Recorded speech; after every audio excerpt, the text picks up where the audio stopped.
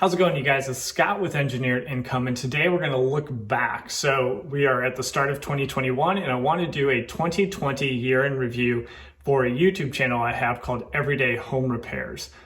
Now, this is not covering anything on Engineered Income. Engineered Income is a much newer channel for me, and it's really just my way to help give back. And that is because I've watched many people over the years on YouTube and through podcasts, listened to them through podcasts, read their blogs. And a lot of people out there are very transparent with their income, and they just help in terms of showing you the lessons that they learned along the way. And that has helped me a ton. It's given me a baseline and something I can kind of go off of as I'm able to build up my Everyday Home Repairs channel. So I just really always appreciated that. And now I just want to give back and share what I'm learning along the way. And that's key. I am still learning. So I don't pretend to be kind of the holder of all the answers, but there's a few things I learned, and hopefully that'll help you out in your journey. So I got a couple slides I'll share with you. Let's dive in. What are the three things we're going to talk about? First, we're going to just talk about the upload schedule. How many videos did I upload every month in 2020? And then what did that equal in terms of view and the view growth? Then we'll go into the monthly revenue. Each month, what did I bring in? Predominantly from AdSense, but there were a couple other revenue streams. And just as a teaser, that did 20x. So 20 times multiply from the start to the end. So it's been a great year, needless to say. And then we'll finish up on comparing the progress from the last update that we did. So we have 3 other updates on our channel. If you want to jump back there, we're going to cover some of that same material here. But on those other updates, we did deep dives such as affiliate income. So what did you get in terms of income per click from Amazon compared to Home Depot? That would be an example of what we went over on the past one. So maybe of interest to you to jump back. But we're going to go over last 6 weeks, which was since the update 3 that we did. So this is the 4th update we did. And then just, you can see there, I did update the logo. So I went from my old kind of not professional at all logo that I created. And then I actually did a logo design competition on a site called 99 Designs. If that's something that you want to do, in the comments, just let me know and I'll share some additional information for you. So if that's something in your future. All right, let's look at our monthly upload and views. To start off the year, I had a goal of basically producing 1 video per week. And that was going to equal me ending 2020 with 90 published videos. That was my goal throughout the year. And I thought it was a fairly aggressive goal because throughout 2020, I was doing this as a side project. Now I am full-time, but I'm only recently full-time focusing on YouTube and investing in real estate. Thus, the sitting in a rehab project, this is the other side of my business, is rental properties and fix and flip. And that is some of the content here on Engineered Income, my other YouTube channel. So throughout the year, I beat that, right? You can see January, February, 6 videos.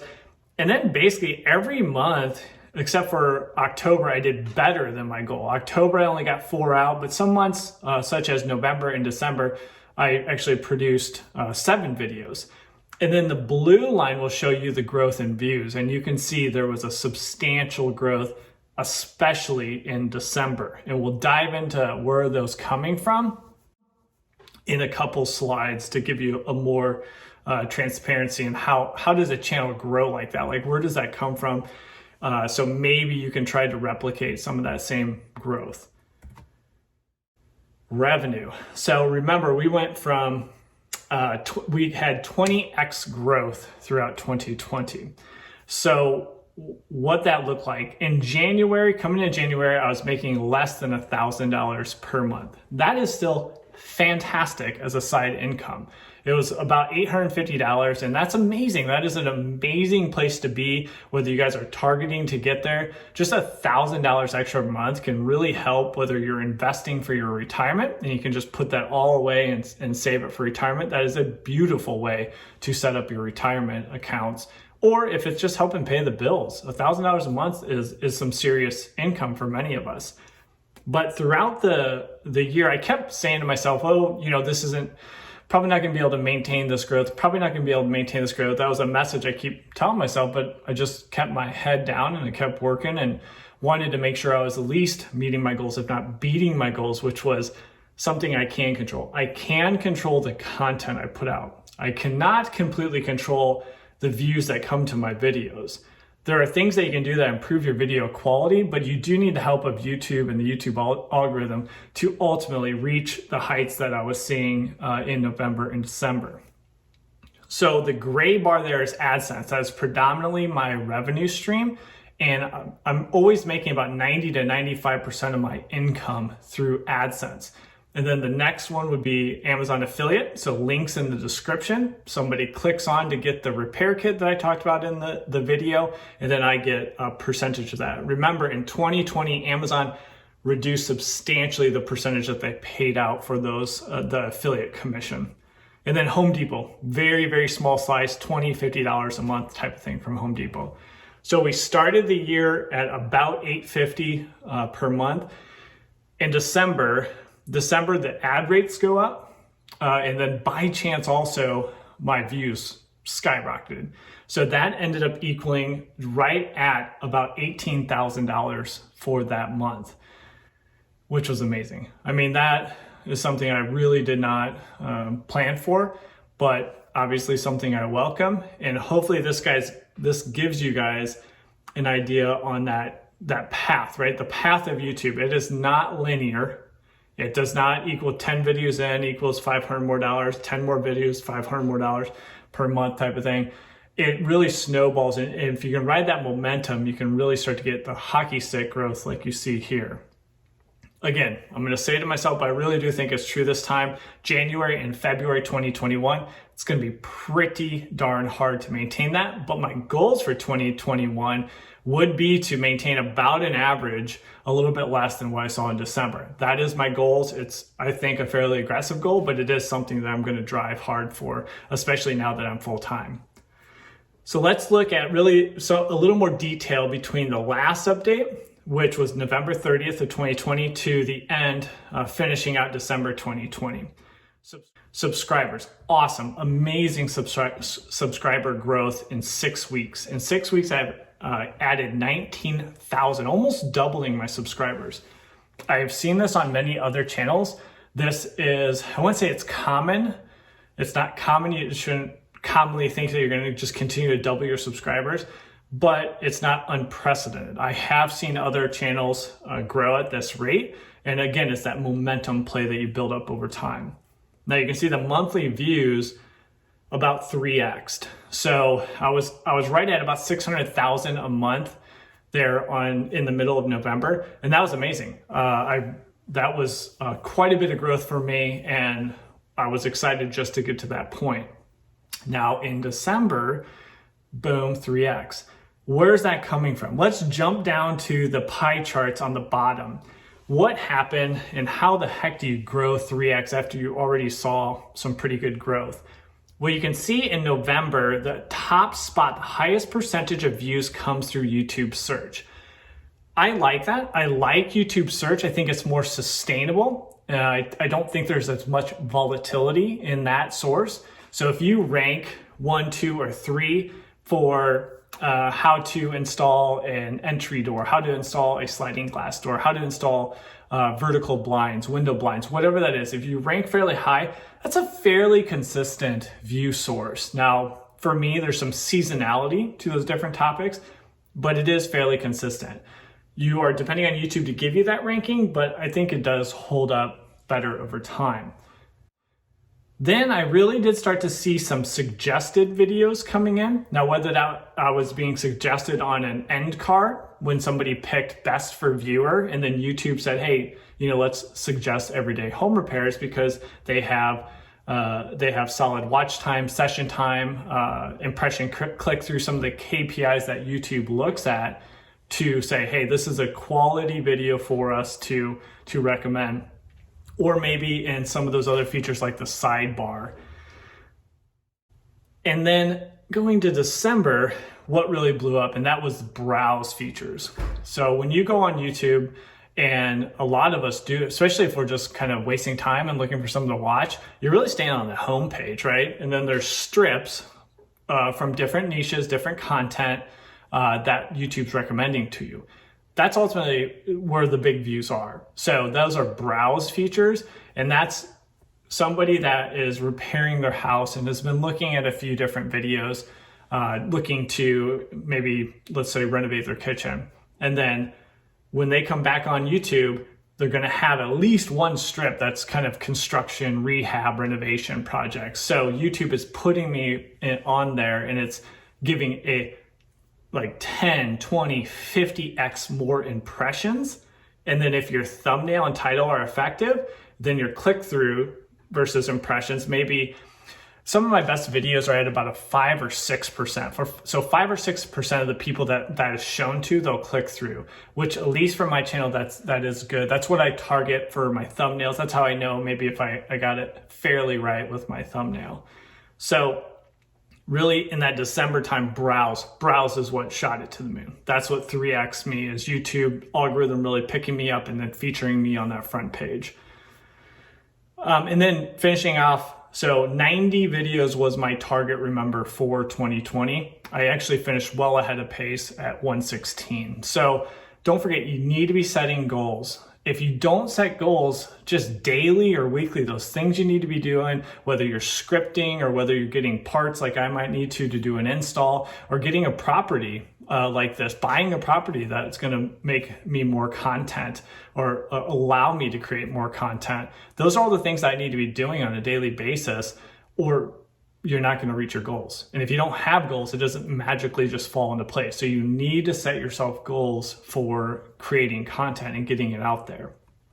And the nice thing is my revenue per meal. So that is just overall revenue that I made for the month divided by the thousands of views. So for 1,771,000, I just divide by 1,771. And then that's where I get the $10.14. So for every 1,000 views that come into my channel, when I take into account my AdSense and my Amazon affiliate and my Home Depot, I make $10.14 for that 1,000. What was really nice on this is I was able to 3x my views. But commonly when you 3x or 5x or even 10x your views, what happens is your revenue starts to go down substantially, because the advertisers that are advertising on your video, especially for a channel like mine, which gets a lot of the revenue from AdSense, they're not as specific. Those segments of people aren't as specific. So instead of, let's say, Home Depot marketing ahead of my videos, it's Clorox bleach, it's a food product, it's somebody that's basically marketing to the masses, and then that advertising rate is going to be much less. So often when you blast off or get something to go viral, your ad rate, what you get per 1,000, is going to go down substantially. But I did not see that, which was great. All right, so what lessons did I learn over 2020 through this growth? Consistency is key, right? There's many things that you cannot control when you're doing an online business like this and building out an asset or a channel on somebody else's platform like YouTube or Instagram or TikTok. You're going to depend on the algorithm catching you and then giving you that momentum. But what you can do is be consistent. Consistently produce content and don't go through waves. And if you don't consistently produce content, it's really hard to get that momentum. Focus on one platform. So you might have an Instagram account and a Facebook group and a Pinterest account and so on.